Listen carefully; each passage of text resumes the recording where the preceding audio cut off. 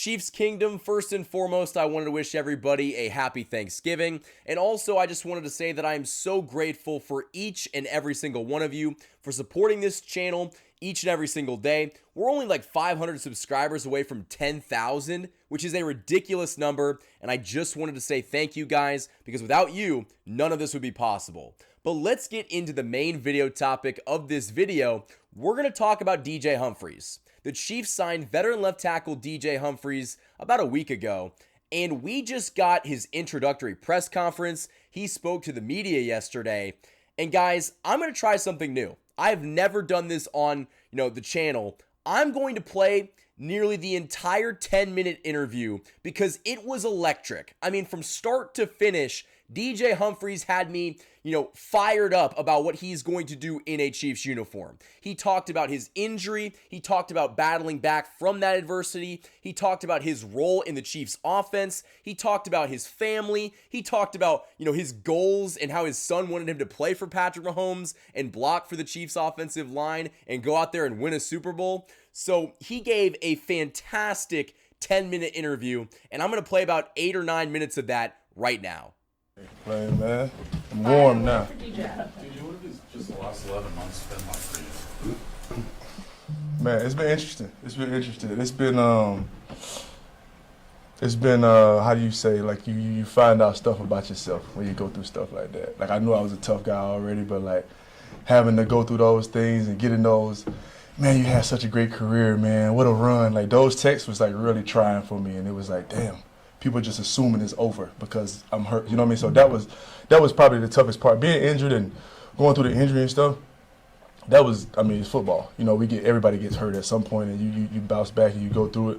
So that wasn't really ever in my mind. But like, just the response and how people kind of perceive what was going on, it kind of caught me off guard. I think that was the toughest part about the whole thing, was kind of like, people expect me to just like tuck it right now. Like, do you not? My personality must have not shown that like this is not who I am, you know what I mean? So I think that was like the toughest part of it, for real. So DJ, what kept you going? In the last 11 months? Oh, definitely. I think that like more so for me, like I'm a competitor when it comes to like, I can't do it. Okay, thanks. Like, I appreciate that. So like that kind of gave me that feeling in throughout the rehab. It's kind of like this. Okay, thanks. I appreciate that. Like, I've never had to prove myself or show anything like that. You know what I mean? So that was a good feeling for me. I think it was probably one of the best things that could ever happen for my career, because I don't know how you gain hunger and like that fire over again when you're like rich and you don't have the like. There's no worries. It's hard to like keep that fire if you're not competing for a championship every day. And aside from the fire that I have to just be the best player, but like that fire of like, I got something to prove and I got to go out and show it every day. When you start getting paid and become a vet, you kind of lose that part of it. So I don't know if I would have ever had anything happen to make that feeling come back and that fire come back, and I got to prove it come back. So I think it was good for me, honestly. Crazy to say, but I think it was. No, Sam kind of asked my question. How you feeling? Fantastic. Yeah. Fantastic. I'm in Kansas City, bro. Yeah. I'm pretty ecstatic. You know what I mean? I can't, don't get much better than this.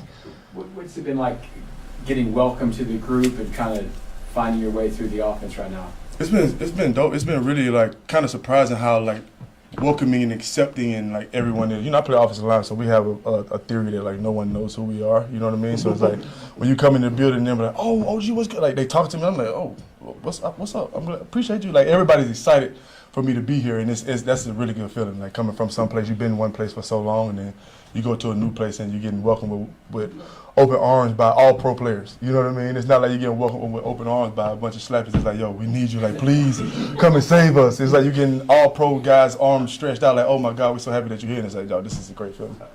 Nobody knows, obviously, your body, where you're at right now. How long, in your opinion, reasonably will it take for you to feel like, I'm ready to go? My body's fine. I'm just here. Whenever they tell me that it's time to go, whenever Coach Reed says it's time to go, that's when I'm going to go.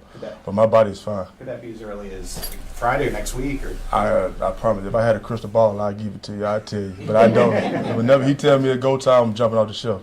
DJ, you may have spoken to this, but when you're hearing all that about people thinking you might just be done, what gave you the faith that, well, that's ridiculous, like I'm going to be back? Because I felt like I was putting myself in a position to go to the table. Like I knew that my contract was getting close to the end. My mind, aside from injury, that I'm preparing to get ready to go into a contract year, or we're finna do something this offseason.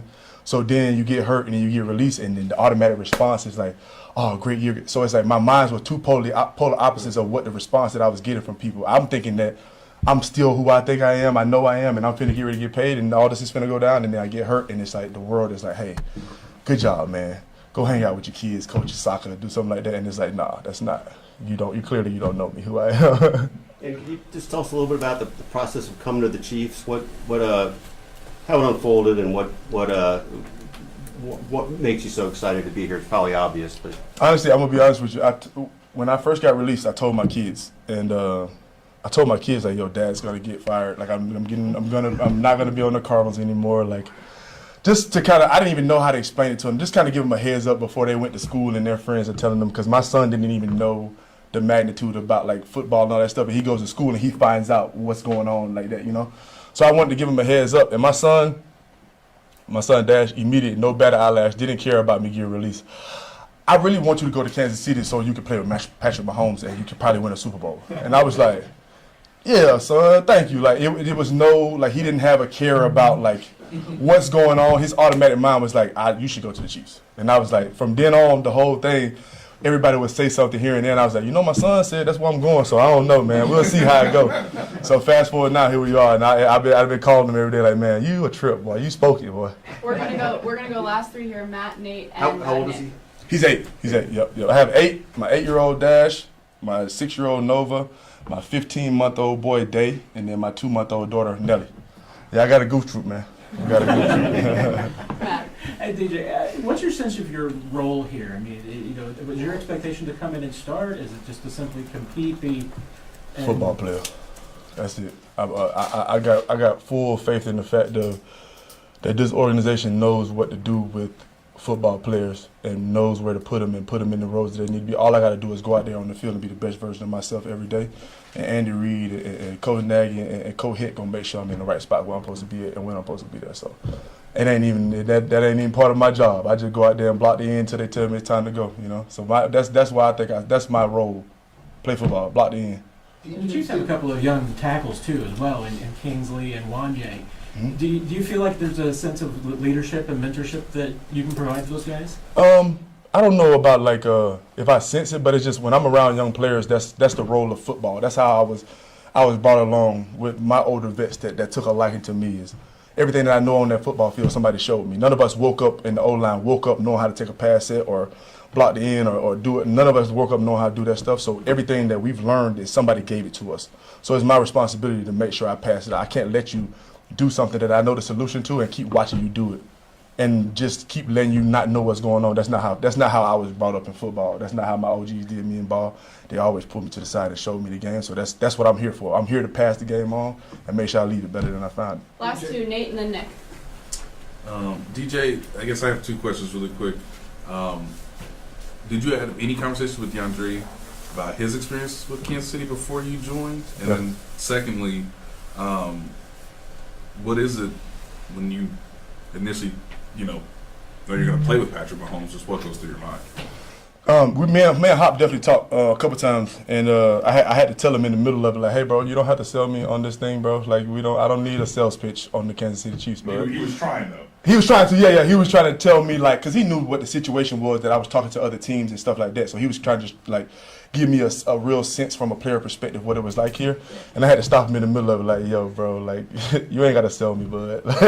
I know what's going on over there, bud. I watch TV, so you ain't got to sell me on that. Last one, Nick.